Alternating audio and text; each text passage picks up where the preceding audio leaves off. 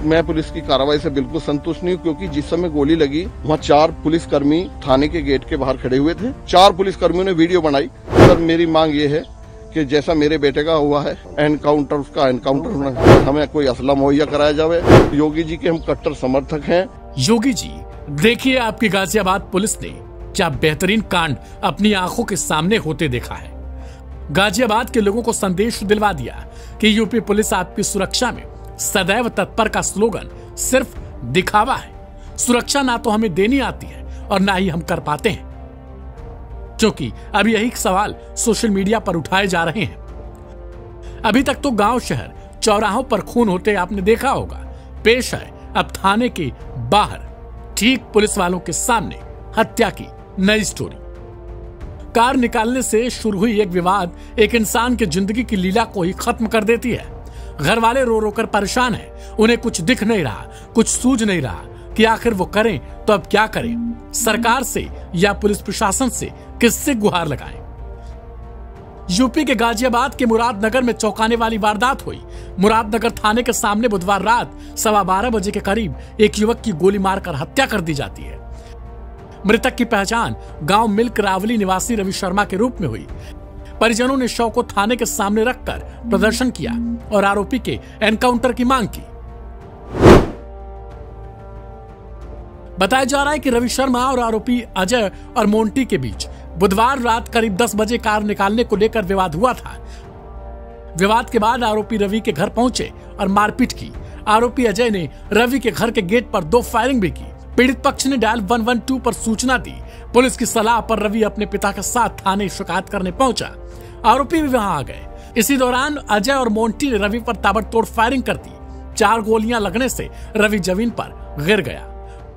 Aim right, achieve big. At KR Mangalam University, we provide you the platform to turn your dreams into reality.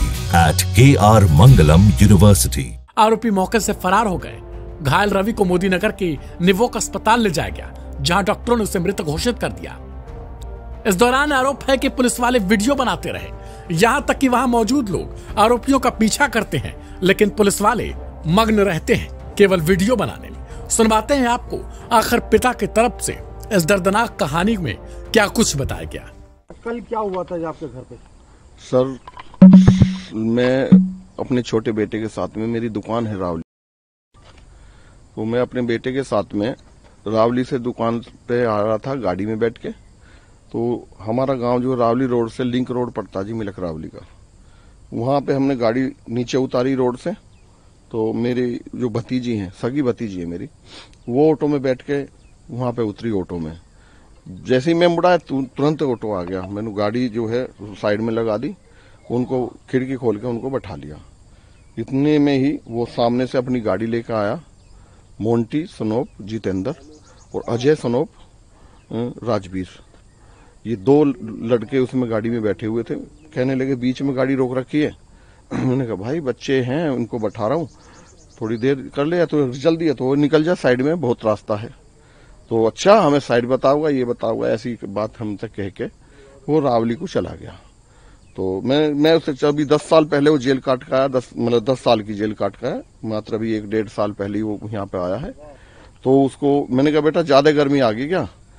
कह रहा मैं सुलट रहा हूँ, अभी आ रहा हूँ मैं। ऐसे कहते हुए वो सर मैं अपने घर चला गया।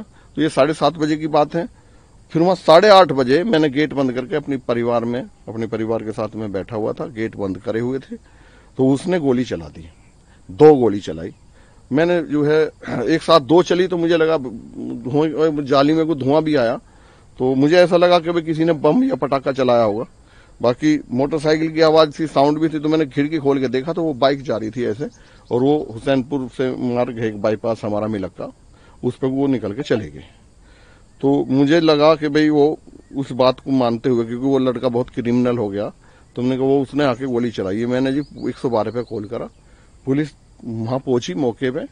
पुलिस ने कंप्लेंट लिख ली, तहरीर मैंने जो दी है वो लिख ली, और उनका मैंने नामदर्ज रिपोर्ट कराई जी। जैसे ही नामदर्ज रिपोर्ट करी है, चौकी इंचार्ज रावली वाले, उनके साथ में एक और जो 2-4 और सिपाही भी थे, एक दरोगा जी और थे, मैं नाम नहीं जानता। तो वो जो है कह लगे जी तुम्हारी जो है कंप्लेंट अभी मुकदमा दर्ज कर देंगे, तुम एक काम करो थाने आ जाओ। मैं कह रहा साहब मैं सारे दिन से तो हम थके हुए आए हैं, खाना नहीं खाया, कुछ नहीं खाया। मैंने कहा मैं सुबह आऊंगा। उन्होंने जी अभी निपटा लेते काम। मैं कहा साहब कोई बात ना, गोली का मामला है तो आप देखोगे, मुझे नहीं देखना। हम थाने में आ गए जी, कंप्लेंट लिखने वाले थे। इतने में वो बाइक लेके हुए दोनों लड़के वे बाइक पे आए। फिर उन्होंने बाइक पे आके बाइक थाम ली और पिस्टल निकाल के एक फायर करी। तो ये हमारे बेटे भी खड़े थे, मेरे परिवार के और अन्य लोग भी वहां पे खड़े थे। तो वो उसके पीछे भाग लिए। वो भागते भागते जो है उसने फिर एक दूसरी गोली चला दी। वो मेरे भतीजे के यहाँ कपड़े से निकल के ऐसे निकल के चली गई जी। तो फिर दूसरी गोली एक और चलाई, वो मेरे बेटे की कमर में पीछे से लगी है।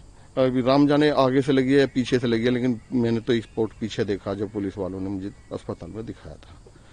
तो साहब आपके माध्यम से, चैनल के माध्यम से मैं अस्पताल में भी गए हैं। हाँ, अस्पताल में रात को थार लेके, HR गाड़ी है, HR नंबर की थार, ब्लैक रंग की। तो रात को 2 बजे के करीब, 2-2:30 बजे को वहाँ पे हॉस्पिटल में भी चक्कर काटे उन्होंने। पुलिस की कार्रवाई से किस तरह संतुष्ट हैं? सर मैं पुलिस की कार्रवाई से बिल्कुल संतुष्ट नहीं हूँ, क्योंकि जिस समय गोली लगी वहाँ 4 पुलिसकर्मी बिल्कुल गेट के बाहर, थाने के गेट के बाहर खड़े हुए थे। और जिस समय उन्होंने गोली, पहली गोली चलाई तो वो वीडियो बनाने लगे सर, पुलिस वालों 4 पुलिसकर्मियों ने वीडियो बनाई।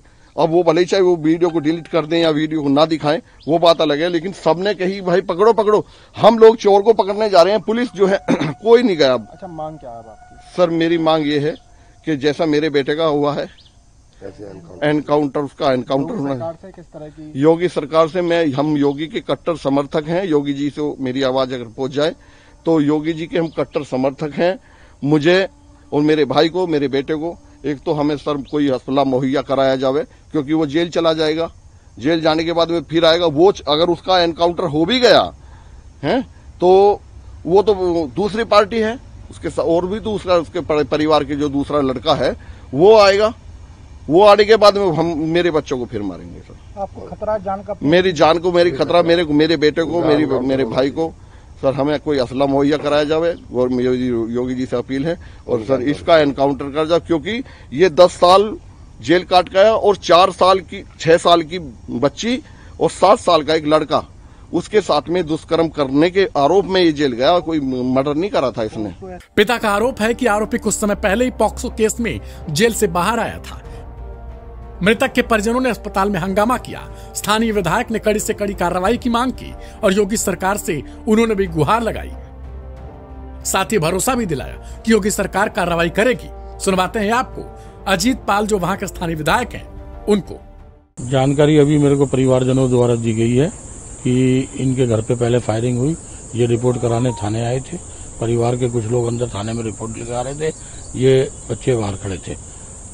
जिस व्यक्ति का नाम आ रहा है उसने थाने के बाहर ही आकर इनके ऊपर जानलेवा हमला किया। घर वालों ने बताया कि पहले भी घर वाले पे फायरिंग की थी? हाँ, पहले थोड़ी देर पहले घर पे फायरिंग हुई थी, जिसकी रिपोर्ट कराने ये थाने आए थे।